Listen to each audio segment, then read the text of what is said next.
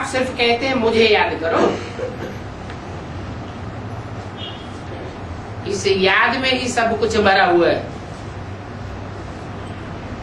क्या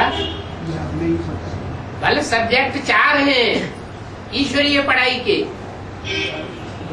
परंतु याद का सब्जेक्ट ऐसा मुख्य सब्जेक्ट है जिसमें बाकी 3 सब्जेक्ट भी समाये हुए हैं। अगर याद में कोई पास हो जाता है और 3 सब्जेक्ट में फेल भी हो जाता है तो भी रिजल्ट क्या दिया जाएगा? पास कहा जाएगा। और 3 सब्जेक्ट में कोई बहुत अच्छे मार्क्स लाता है और याद में फेल हो जाता है तो क्या रिजल्ट आवेगा? फेल ही कहा जाएगा।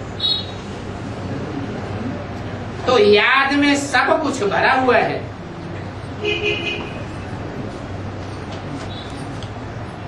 सेकंड में जीवन मुक्ति का गायन है ना।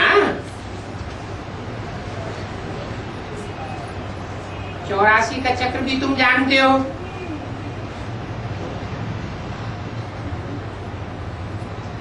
और कोई की बुद्धि में 84 का चक्र का राज आवेगा ही नहीं। क्यों?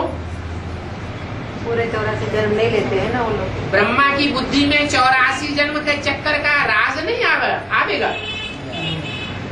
या ब्रह्मा के जो फॉलोअर्स होंगे उनकी बुद्धि में 84 के चक्र का राज नहीं आवेगा। नहीं। क्यों? कम जन्म लेते हैं ना वो लोग। तो 84 जन्म लेते हैं। सतयुग आदि से ही आते हैं।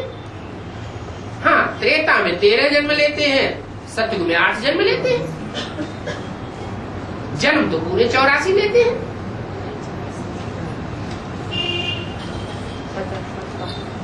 भले 84 जन्म लेते हैं, परंतु ऑलराउंड पार्ट न बजाने के कारण जो ऊंचे ऊंची युग है, कौन सा?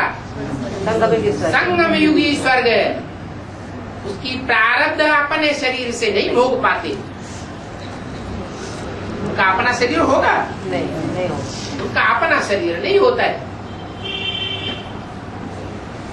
इसलिए बोला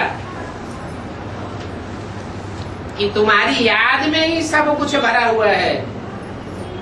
और याद कब आती है? अरे पूरी पहचान होगी तो पूरी याद आवेगी, या अधूरा पहचाना होगा तो पूरी याद आवेगी? पूरी पहचान होगी तो पूरा याद आवेगा।